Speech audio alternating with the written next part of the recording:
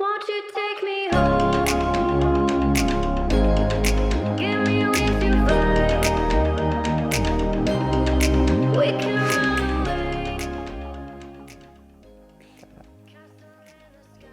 Salut à tous, j'ai le panda content fait des vidéos et j'ai parlé d'Aladdin.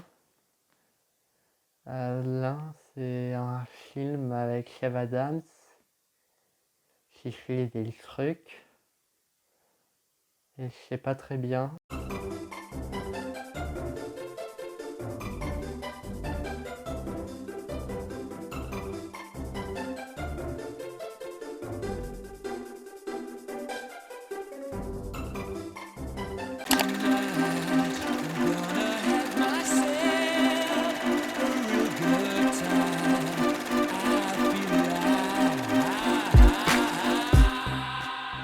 Et oui, désolé aux personnes n'ayant vu que 3 films français dans leur vie, il existe de bonnes comédies françaises.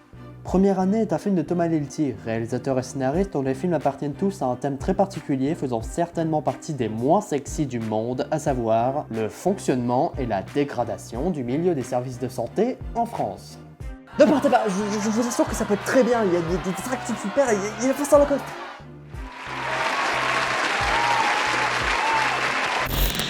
En effet, bien que Thomas Lilti avait déjà réalisé un film en 2006 n'ayant rien à voir avec le milieu de la médecine, c'est en 2014 que les choses sérieuses commencent avec Hippocrate, avec Vincent Lacoste, parlant de la situation des hôpitaux. Un film que je vous recommande tout autant que Médecin de campagne, un film réalisé en 2016 avec François Cluzet parlant des médecins de campagne, j'ai l'air un peu con maintenant tout ça. Et évidemment, vu que ces deux films ont plutôt bien marché, il a pu en réaliser un troisième sur le même thème, un film que je vous recommande énormément aussi, puisque c'est le film dont on va parler aujourd'hui.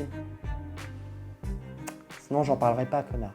L'histoire se concentre sur deux personnages, Antoine, joué par Vincent Lacoste, l'étudiant têtu et décide de devenir médecin malgré le fait qu'il a déjà raté 2 fois sa première année, faisant qu'il n'a plus qu'une chance pour aller en deuxième, et Benjamin, joué par William Legbill, jouant le rôle du jeune insouciant, entamant sa première année sans trop savoir ce qu'il souhaite faire là, et pourquoi il a pris ses études. Et c'est pour ça qu'il sera très rapidement déconcerté par la difficulté de celle-ci. En effet, ces études sont tellement difficiles que c'est normal de parler de première année. Parce que les gens ratent au moins une fois. C'est l'enfer, hein. C'est l'enfer absolu. Niveau enfer, je pense qu'on est niveau Nagui. Au moins. Le film se concentre sur la relation qui va se créer entre ces deux personnages. Antoine, par son expérience, a vite devenir le sensei des études de médecine de Benjamin, l'évolution de leur amitié ayant toujours un lien avec leurs études. Que ce soit les moments où leur amitié est renforcée que les moments où elle se dégrade. Montrant ainsi à quel point ces études peuvent prendre le contrôle de leur vie et les bouffer mentalement ainsi que physiquement. Encore un point qui risque de faire un peu sursauter les personnes n'ayant vu que 3 films français dans leur vie, mais le film a un véritable message et une vision de réalisateur. Tout ça grâce à Thomas Lilti qui a une carrière assez bizarre, puisqu'il s'agit, je pense, du seul réalisateur médecin.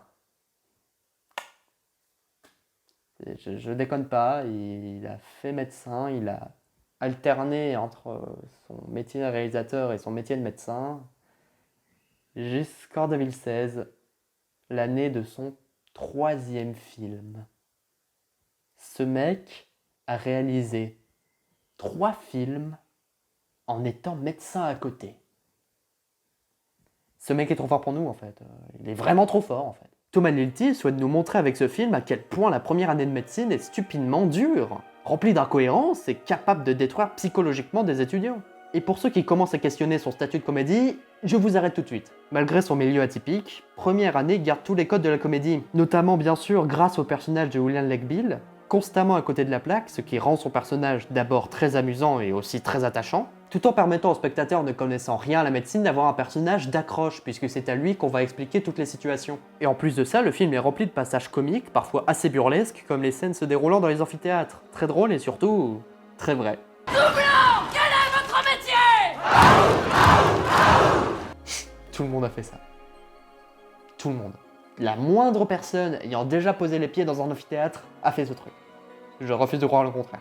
Le film est aussi rythmé par une mise en scène efficace et surtout très inventive, rendant notamment les passages d'examen extrêmement flippants. Non, sérieusement, moi il suffit de voir le générique avec les photos pour me faire peur, alors j'imagine même pas si j'étais dedans, quoi. fait, je pense que si j'avais été pris en photo dans ce moment-là, je serais mort en fait. Mon cadavre serait pris en photo. Il y aurait mon cadavre dans le film. Et la partie de la mise en scène créant cette angoisse, c'est la gestion des figurants, qui est un point souvent oublié quand on cite les qualités d'un film, mais c'est hyper important ici. Regardez cette foule. Au premier abord, elle semble complètement chaotique et désordonnée. Mais en fait, elle est organisée et placée de façon à ce qu'on voit les têtes d'affiche à l'intérieur. Et tout cela combiné au placement de la caméra de Lilti et des décors réels marchant vraiment bien, fait que le film est vraiment ancré dans le réel du début à la fin. Et ça marche bien, du coup. Mais je parle que de mise en scène et de message depuis tout à l'heure, mais je tiens à souligner le point qui fait fonctionner ce film et qui le rend aussi bon. Et c'est les acteurs. C'est la première fois que je vais vraiment parler de jeu d'acteurs dans cette émission, mais je tiens réellement à saluer la performance de Liam Neeson et surtout de Vincent Lacoste dans ce film. Il maîtrise autant les passages de comédie que les passages de drama, et en plus de ça, franchement, le duo il marche à la perfection.